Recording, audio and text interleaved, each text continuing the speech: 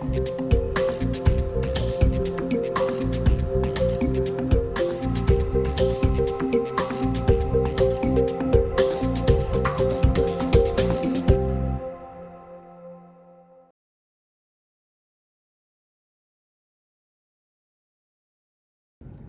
I was younger, I loved to read. Percy Jackson, Katniss Everdeen, Hermione Granger, the protagonists of my favorite books were my heroes. From them, I learned much. How to shoot a bow and arrow, the intricacies of Greek myths, and, of course, Wingardium Leviosa. But most importantly, from my heroes, I learned what it meant to be one. The brave, dauntless protagonist who sets off on their long, winding journey against all odds, dodging ogres, dragons, demons, determined to stand up, do what's right, and be brave. Growing up, my siblings and I loved those choose-your-own-adventure books, the ones where you played the role of the hero, flipping to certain pages depending on your decisions. Do you fight the ogre with the spear or the sword? Do you save the princess or your friend? Do you forge forth into the blizzard or stay warm at home? While I'd never actually experienced any of these hero-like situations myself, I always had this feeling that I too was a hero, that when the time came, I too would make the hero's choice. This narrative was everywhere. In books, in movies, in anti-bullying trainings at school, and even in policies for jobs. I remember when I was 14, I took the California state-mandated sexual harassment training online. My computer screen had flashed through a series of trainings that had reminded me of those choose-your-own-adventure books. Your coworker says something to you that makes you feel uncomfortable. Do you leave or do you stay? Your boss asks you to get drinks. Do you say yes or no? You feel a wrongdoing has occurred. Do you report or not? Even at the age of 14, this training had felt laughably easy. Of course you report the wrongdoing. Of course you don't get drinks with your boss. And if you feel weird in a situation, then you leave. It felt laughable. I'm sure all of you today have also wondered what you would do in a hero-like situation. Maybe you've also gone through trainings, you've read the same books, or maybe you faced one yourself. Today, I want to tell you all the story of the first time that I faced a hero-like situation, and how through that experience, this myth of being a hero was shattered, and instead how I've come to forge my new definition of what heroism should look like today.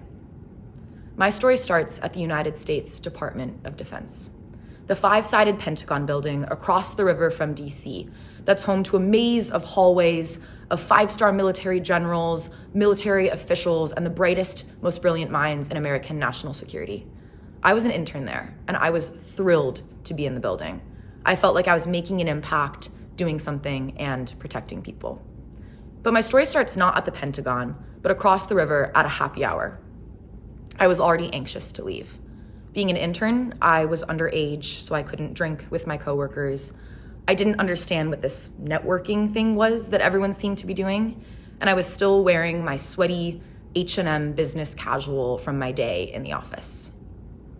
But mostly I wanted to leave because I was being harassed. An older, drunk coworker in the office had begun to follow me and another intern around the happy hour, getting into our personal space, asking me inappropriate questions, and dropping to me what sounded like sexual innuendo.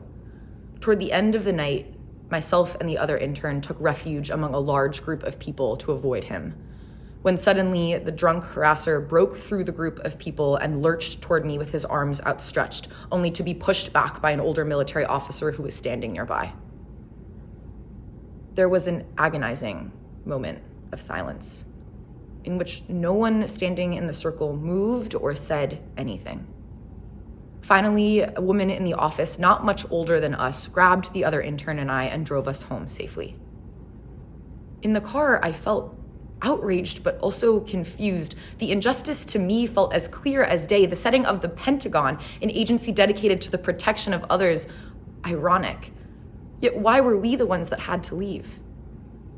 The coworker explained to us, warning us that if we decided to report and nothing happened, not to be surprised.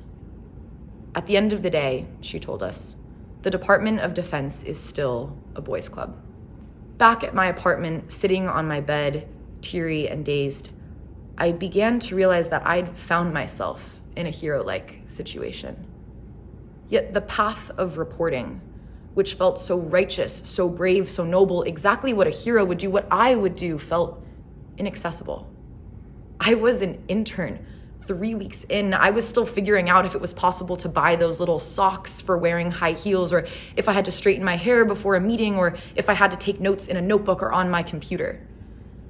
The idea of navigating the Pentagon's sexual harassment reporting process felt impossible. And even if I made it to the end of that journey, of that long, winding road, who would believe me? If this was a choose your own adventure book, 2 pages lay before me. In one, the intern faces down a dragon, alone. In the other, she returns to her office the next day, eating her lunch alone at her desk, avoiding eye contact with those who saw the harassment happen, and she gets through the summer. In both, I wasn't exactly safe, and in both, I was alone. But I'd taken on my internship to write memos and impress my coworkers, not to fight a dragon. And so I began to gaslight myself. I told myself it wasn't that big of a deal. If it had really been harassment, someone else would have said something. I was overreacting. I needed to calm down and just get back to work. I rejected the hero decision. I didn't want to be the hero in my story anymore. But when I got back to the office the next day, a new story awaited me, one I hadn't expected, a series of pages turned that I never knew could even exist. Walking into the office the next day, I learned that the military official who had pushed the harasser back had reported.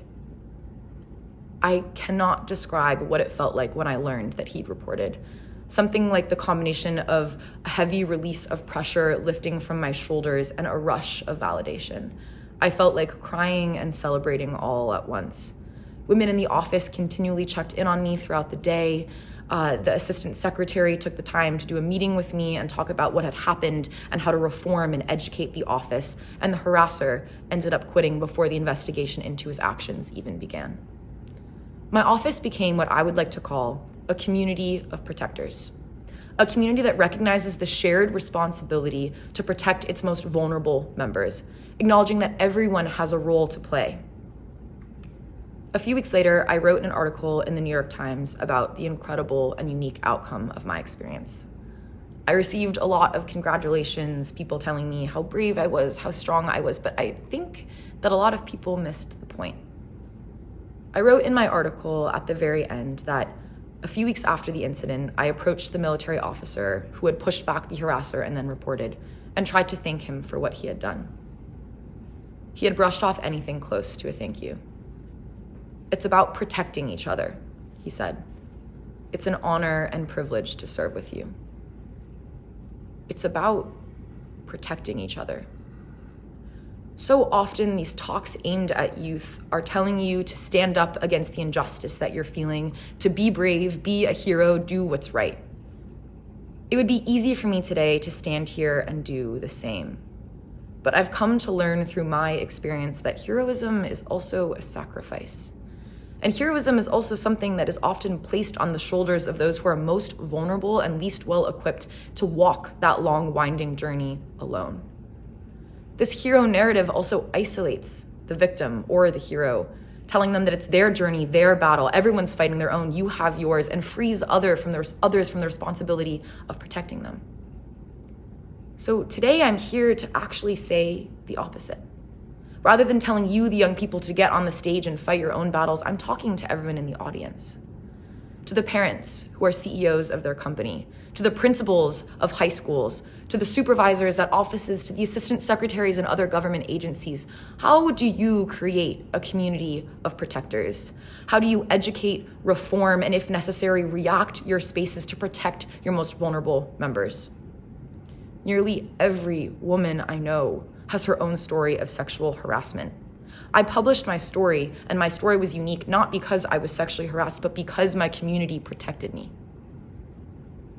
I still love to read, but there are so few stories out there like mine. How can we write more of these? How can we create more communities like mine that I experienced? It starts with you. It starts with us. Thank you.